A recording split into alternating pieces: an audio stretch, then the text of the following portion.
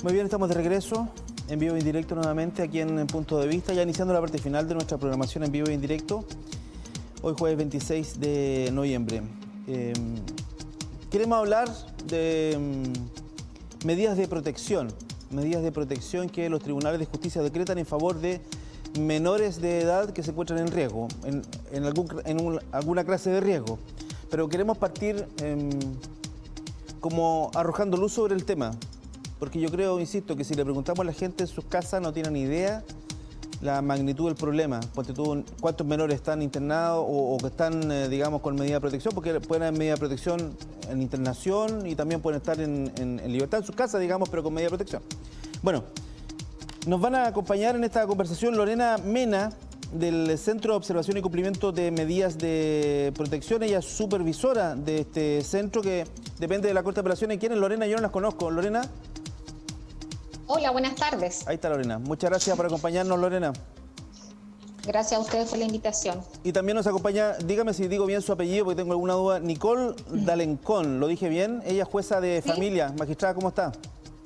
Muy bien, muchas gracias. D'Alençon se pronuncia porque es francés. D'Alençon.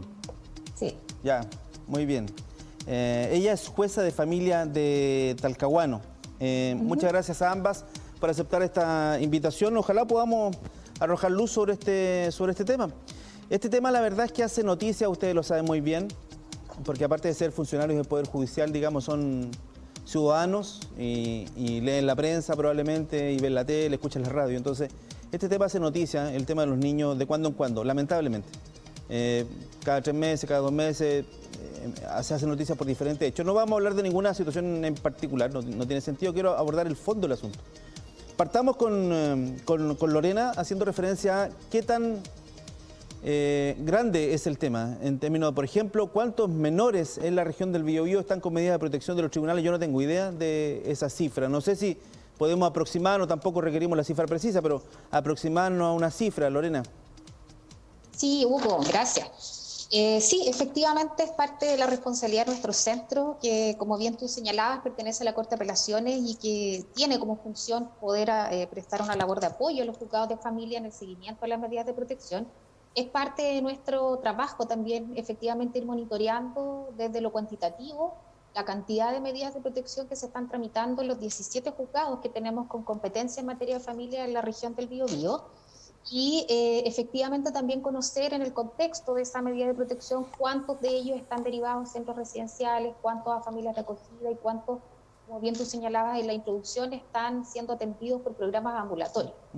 El contexto regional nosotros lo vamos traspasando, digamos, en una reportería trimestral que se comunica a la Corte Suprema también y que genera un reporte también a nivel nacional. Por lo tanto, este tema no solo es monitoreado aquí en la región a través de nuestro centro, la Corte, sino que también desde el nivel nacional. Estas estadísticas son conocidas también a nivel país. Respecto de la situación particular que tú consultabas de nuestra región, la verdad es que el último reporte trimestral que genera nuestro centro, que tiene fecha, digamos, del 30 de septiembre de este año, porque el siguiente ya nos corresponde levantarlo el 31 de diciembre, nos arrojó un total de 9.848 medidas de protección vigentes y en tramitación en nuestros 17 juzgados. De esas 9.848, el 8% corresponde a derivaciones a centros residenciales de la región, el 8% también corresponde a derivaciones a familias de acogida y el 84%, que como verás evidentemente corresponde a la gran mayoría, corresponde a medidas de protección que se trabaja el proceso cierto interventivo que ordena el juzgado en un programa de tipo ambulatorio. Cuando yo me refiero a estos programas de tipo residencial, de familias de acogida o de tipo ambulatorio, me estoy refiriendo esencialmente y casi en un 100% a los programas que ejecuta el Servicio Nacional de Menores. Ya, ahí tenemos una primera, son bastantes, son muchos. Yo o sea, no sé, ahora digo muchos sí, desde no saber nada del tema, pero deben ser muchos o pocos en relación a cifras anteriores. No sé si esto ha ido en aumento, se ha mantenido en el tiempo. ¿Qué diría usted? Sí, mira, durante este año 2020 ya más o menos tenemos claridad a la fecha que estamos, ¿cierto? Respecto de la mirada más o menos del año entero. Y efectivamente no han habido grandes cambios Ya. en la población en ninguna de las tres modalidades interventivas. Eh, el año pasado sí logramos distinguir un aumento de las derivaciones a familias de acogida y una disminución también de los ingresos a centros residenciales. Esa variación entre ambas modalidades se ha mantenido este año, pero no son números tan significativos como que nos permitan concluir que hay un gran cambio, digamos. Ahora, en el escenario nacional igual es importante ubicar nuestra región. Estos datos que yo te entregaba recién de la población o del total de medidas de protección al 30 de septiembre, también tienen obviamente un correlato nacional. De los 779 niños que nosotros, medidas que tenemos en centros residenciales, que era el 8% que yo te referenciaba recién, Sí. Concepción o nuestra región del Biobío más bien representa el 14% del total nacional.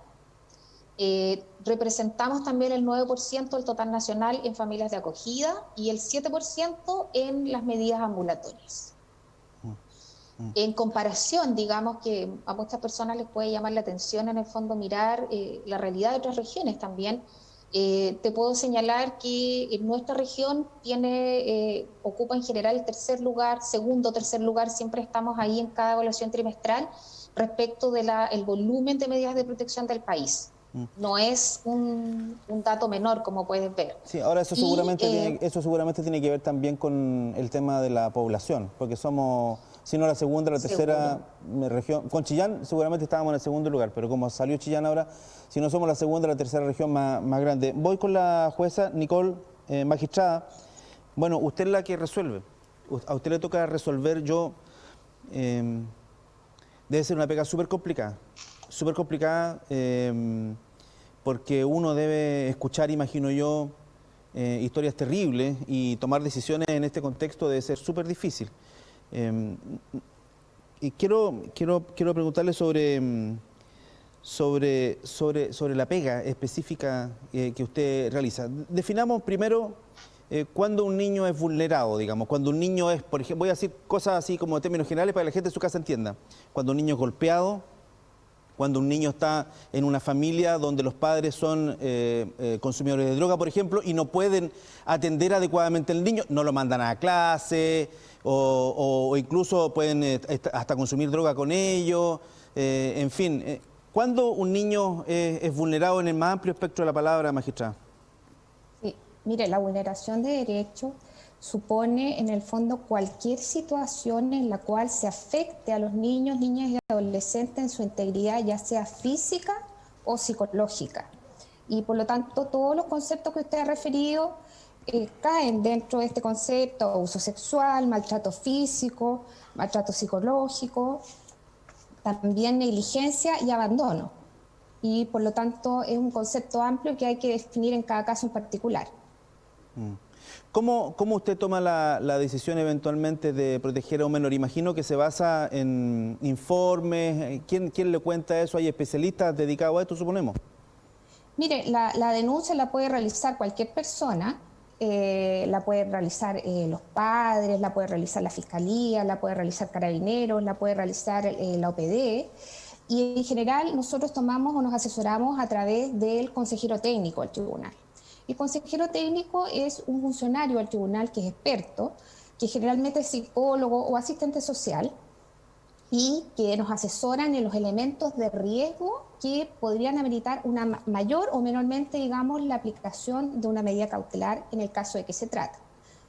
En todo caso, digamos, siempre se cita inmediatamente audiencia para oír a los interesados en relación con la situación que afecta al niño, niña o adolescente. Es decir, se les escucha directamente a través del proceso con inmediación, que se llama desde el punto de vista procesal, para escuchar las alegaciones o todos los temas que puedan decir relación con el niño. Y además, dentro del proceso, se escucha al curador del niño, que generalmente se designa cuando a veces los padres, como representantes legales del niño, pueden tener intereses contradictorios con el niño, por ejemplo, cuando ellos son los imputados, entre comillas, ¿cierto?, de agredir al niño, y entonces pueden tener intereses contradictorios del niño. Se designa un curador para que represente al niño dentro del juicio. Ese es más o menos el contexto en el que uno toma las decisiones y las medidas cautelares, a veces cuando son urgentes, simplemente con la denuncia se adoptan medidas cautelares, pero siempre con la asesoría del Consejo Técnico. De acuerdo a las cifras que nos entregaba Lorena, y yo estuve leyendo algo de esto, evidentemente, antes de para informarme, y coincide las cifras, solo el 7% me decía ella, 7%, el 84% de los casos, de los 9.848, que es la última cifra que se tiene, el 84% son tratamientos ambulatorios. Por lo tanto, deduzco, y eso me confirma lo que yo leí, en términos de que la derivación de un menor a un centro de rehabilitación, qué sé yo, es como lo que se conoce la medida de última ratio, que en el fondo es cuando se decreta la prisión preventiva para una persona, que es como lo último que se resuelve, lo más grave, lo más penoso, digamos. En el caso de acá, deduzco que es lo mismo, porque solo el 84% son ambulatorios y muy poquitos finalmente son los que se internan. Efectivamente, la separación del niño de su familia de origen se deja como la última alternativa. En general, se prefiere, y está garantizado también, digamos, por las normas internacionales, que el niño crezca dentro de su ámbito familiar. Solamente se separa al niño de su familia cuando es ello indispensable para su salud física o psíquica, es decir, cuando está en un riesgo de tal entidad que de otra forma pudiese derivar, digamos, en un peligro para su vida, para su salud o para su integridad. Claro. Generalmente esos procesos, digamos, también son derivaciones, digamos, que se hacen con tiempo y que se hacen igualmente con miras a que salga con algún padre al cual se le habilita, se trabaja con él para mejorar los aspectos deficitarios o con algún otro pariente. Es decir, siempre se está, aun cuando se ingresa un niño a un centro residencial, siempre se está pensando en que salga lo antes posible, porque se entiende que ese no es el contexto más adecuado para el desarrollo de un niño. Claro, se entiende que no es lo natural, digamos, y deberíamos propender a que él se desarrolle. Y por eso están también las familias sustitutas. Yo esa cosa la encuentro terrible. Conozco un par de personas, digamos, que hacen de familia sustituta, me han contado algunas historias y yo lo encuentro terrible, yo sería incapaz de hacerlo. De verdad que son familias que tienen un carácter bien particular, digamos, que es un amor desinteresado absoluto. Yo, insisto, yo no podría hacerlo, soy muy cobarde para ese tipo de cosas, no podría hacerlo. Bueno, cuando los niños con medidas de protección, decretada por una magistrada como Nicole, que nos acompaña acá, digamos, se van finalmente a un lugar internado. También leí por ahí, Lorena, que existe un procedimiento de verificar cómo se encuentran ellos y que a lo menos en 6 meses entiendo que se evalúa la situación de ese menor. Eso, primero quiero preguntarle con total honestidad, sé que usted hace los mejores esfuerzos, pero ¿está la capacidad para hacer esa evaluación cada 6 meses? ¿Efectivamente se hace efectivamente o se hace en la mayoría de los casos nomás? A ver, por norma técnica, los centros residenciales, en el momento que generan o se genera un ingreso de algún niño, niña, adolescente a su centro residencial, una de las primeras funciones que deben cumplir es precisamente la de evacuar o desarrollar un trabajo diagnóstico profundo que tenga que ver en el fondo precisamente con lo que indicaba la magistrada, que permita planificar la posibilidad próxima de egreso de ese centro residencial de ese niño, niña, adolescente con un adulto que pueda asumir su cuidado. Si ese adulto resultan ser los mismos padres que a lo mejor pudieron adecuadamente responder y trabajar con los profesionales de la residencia para habilitarse, digamos, y poder recuperar el cuidado, es una opción. Puede ser a lo mejor otro adulto de la familia que esté dispuesto a asumir el cuidado, pero el trabajo con la familia es un eje fundamental de la intervención de los centros residenciales y en general también de las familias de acogida y de los programas ambulatorios. La comprensión, digamos, de que el niño está creciendo, digamos, en un contexto familiar, independiente de que momentáneamente haya sido separado de aquel, no se pierde. Al contrario, es precisamente una de las mayores exigencias que nuestros jueces hacen en sus sentencias respecto del trabajo o del resultado que se pueda obtener del trabajo interventivo, psicosocial que hacen los equipos de los proyectos de Sename para que pueda, en el fondo, el niño se le pueda restituir su derecho a vivir en familia y pueda efectivamente salir de esa residencia. Ese trabajo siempre se hace, las residencias tienen, como le digo, por norma técnica, que dedicar sus primeros meses de trabajo a hacer esas evaluaciones, generan un plan de intervención adecuado, digamos, a lo que arroje ese diagnóstico, y también son monitoreados por los juzgados en aquello. Ellos tienen además la obligatoriedad de informar periódicamente, eso se les ordena por sentencia, respecto de los avances que se tengan en ese proceso interventivo. En el centro al que yo pertenezco, mis compañeros de trabajo hacen una ardua labor día a día en hacer recordatorios precisamente uno a uno con cada uno de los más de 100 proyectos de Sename, recordando el cumplimiento de esa información periódica que se les ordenó entregar en sentencia. Entonces el trabajo está efectivamente articulado y desarrollado o planificado para que se pueda dar esa premisa que usted indicaba. ¿Hay alguna diferencia para ustedes con los hogares del Sename y los hogares que dependen del Sename? Porque eso es otra cosa también. Hay hogares que son del Sename, hay una red de hogares del Sename, los conocemos todos, pero hay otras que son que no son Sename, pero que dependen administrativamente del Sename. ¿Para usted hay alguna diferencia desde el punto de vista de los procedimientos o sea, es exactamente lo mismo? A ver, para contextualizar, dentro del grupo, digamos, de centros residenciales que nosotros tenemos en la región, le puedo indicar que tenemos 37 residencias en esta región. Somos una de las regiones también del país que más centros residenciales tiene. De estas 37 residencias, efectivamente hay 4 que nosotros conocemos como centros de administración directa del Sename, que son los que usted, don Hugo, refería, y tenemos otros 28 que son de administración delegada a través de convenios, ¿cierto?, que se licitan y que son ejecutados en el fondo por organismos colaboradores acreditados, que indica la ley, ¿cierto?, que son las residencias que conocemos administradas por las OCAS.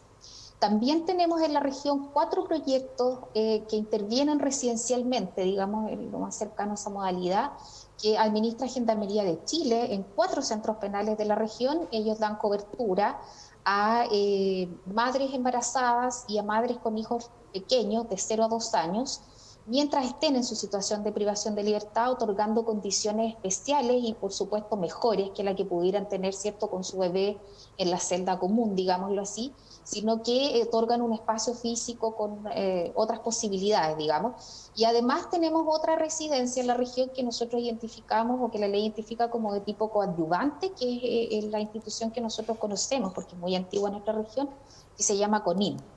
El total de toda esta descripción que yo les señalaba es el que suma 37, y efectivamente, bueno, hay diferencias desde lo administrativo, claramente. La administración directa, digamos, de Sename no es igual que la administración delegada, si bien las bases técnicas de ejecución puedan contener elementos comunes. En el fondo de la administración delegada tenemos una institución que también en el fondo puede ser una fundación, una corporación, muchas de ellas son conocidas en la región, de mucha presencia, pero que en el fondo también le imponen o aportan su propio sello, sus propios lineamientos técnicos. Entonces eso obviamente también los diferencia un poco desde lo que pudiera el Sename directamente administrar. Sí, magistrada. Pero desde el punto de vista, perdón, le quería agregar que desde el punto de vista jurisdiccional, a su pregunta, no existe una gran diferencia, porque nosotros nos regimos, digamos, por las normas legales que se aplican a uno u otro caso. Tenemos que hacer visitas residenciales cada 6 meses, independiente de qué tipo de residencia sea. Las sentencias establecen la periodicidad con que tiene que informar la residencia, lo cual tienen que cumplir independiente qué tipo de residencia sea. Es decir, como que las diferencias serían más bien desde el punto de vista administrativo que jurisdiccional. Magistrada, mire lo que le voy a preguntar. ¿Qué pasa cuando usted decreta una medida de protección? Vale decir, decreta que un menor X se vaya a tal lugar para protegerlo y resulta que en ese lugar se vulneran sus derechos.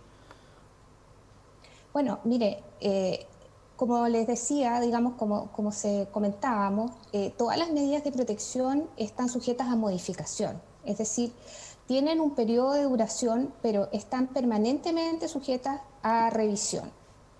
Y esa revisión puede ser cada 6 meses o en cualquier momento en que surja alguna situación que vulnere los derechos de los niños dentro de la residencia. Es decir, por supuesto que se trata de minimizar al máximo todo tipo de vulneración que se realice dentro de la residencia, pero usted comprenderá que resulta imposible que no exista nada tratándose de muchos niños, ¿cierto?, que son atendidos por personas que, si bien están capacitadas, no dan abastos a veces para controlar absolutamente todas las situaciones que se puedan dar. Claro. Y desde ese punto de vista, nosotros también visitamos las residencias, conversamos con los niños, les preguntamos cómo están, si quieren hacer alguna denuncia. Si el niño solicita en una causa ser oído, inmediatamente se fija una audiencia para ser escuchado y además se adoptan o se modifican las medidas en los términos que sea necesario. Sí, sí, claro. El fin último de esto, voy a hablar bien en chileno, el fin último de esto es que los niños que han sido vulnerados en su derecho puedan retomar su vida y hacerla lo más normal posible, como fue en mi infancia, a lo mejor en la infancia de cualquiera de nosotros. Lo más normal posible para que sean ciudadanos de bien, para que avancen en sus procesos cognitivos, avancen en sus procesos físicos de manera normal, en un contexto ojalá de amor, de cariño, que crezcan como niños que son finalmente queridos. A lo mejor la pregunta es muy gruesa, se la voy a hacer a los dos. Primero, la magistrada. No sé si es posible hablar de un porcentaje de éxito, pensando que esto es lo que queremos como sociedad, es lo que ustedes hacen, es lo que trabajan, digamos, es lo que nosotros sentimos que habría que hacer, digamos, que los niños crezcan felices, se desarrollen y sean después hombres de bien. Llevan años ustedes trabajando en este tema y seguramente han visto niños que no tienen vuelta, y hay otros que sí, que seguramente surgen. Magistrada, ¿cuál diría usted que es el porcentaje de éxito? A lo mejor la complico, no sé, pero juéguesela. Sí, bueno, tendría que darle una percepción solamente. Sí, claro. Porque numéricamente no me manejo en ese tema, pero yo le podría decir que sí existe un porcentaje de éxito, sobre todo en aquellos casos en que se logra fortalecer las competencias parentales del grupo familiar, ya sea del padre, de la madre. A veces surge un abuelito, una tía, que asumen los cuidados de estos niños, que en definitiva salen primero con acercamiento familiar y posteriormente egresan. Entonces usted ve que el sistema salvó la situación del niño durante un periodo de tiempo en que el niño estaba pasando una situación de riesgo, y que el niño volvió satisfactoriamente al seno familiar. Hay otras veces, por supuesto, en que es más complicado. Incluso hay niños que llegan, digamos, a la mayoría de edad sin que tengan personas que puedan del grupo familiar asumir los cuidados, porque no hay competencias, porque no hay interés, porque no hay voluntad, y derechamente se les prepara, digamos, para la vida independiente. También yo diría que he visto algunos porcentajes de éxito, pero hay otros casos en los que no hay éxito, y eso lamentablemente es así. Hay que reconocer que hay ciertos casos en que no resulta, porque lamentablemente un sistema residencial no puede reemplazar el seno familiar. No lo reemplaza en un 100%. Se busca, por lo tanto, por eso, fortalecer a la familia con la finalidad de que los niños pasen la situación de riesgo, la superen y vuelvan al seno familiar. Eso es lo óptimo, lo ideal, con la finalidad de evitar, digamos, que puedan sufrir, digamos, algún riesgo en su salud durante ese periodo de tiempo de crisis. Sí, ahí subyace algo que tiene que ver con cómo somos los chilenos y lo que está pasando con nuestras familias en el fondo. Sí. Yo soy papá, digamos, y mucho se ha hablado de que los papás deben participar de los procesos lectivos de los colegios, y la verdad es que a veces cuesta, pues uno con tanta pega cuesta, entonces falta que los papás se involucren más. Entonces no quiero pensar qué pasa en lugares muchísimos, muy vulnerables, digamos. Lorena, bueno, la misma pregunta, no, tampoco le voy a pedir un porcentaje, pero si puede hacer un análisis sobre el tema de fondo, que es el éxito de sacar al niño del episodio violento que está viviendo y poder reencaminarlo, digamos. Sí, bueno, tal como decía la magistrada, la verdad es que no tenemos estadísticas oficiales. Ojalá de aquí a algún tiempo pudiéramos disponer de algún tipo de estudio o investigación que tal vez pudiera reunir o de alguna manera sistematizar las experiencias de intervención que han tenido los equipos técnicos de Sename en términos de conocer, por ejemplo, cuántos de sus niños atendidos a lo mejor han reingresado, o respecto de cuántos se ha solicitado una nueva medida de protección o se han traspasado algún proyecto de de alguna atención más gravosa, etcétera.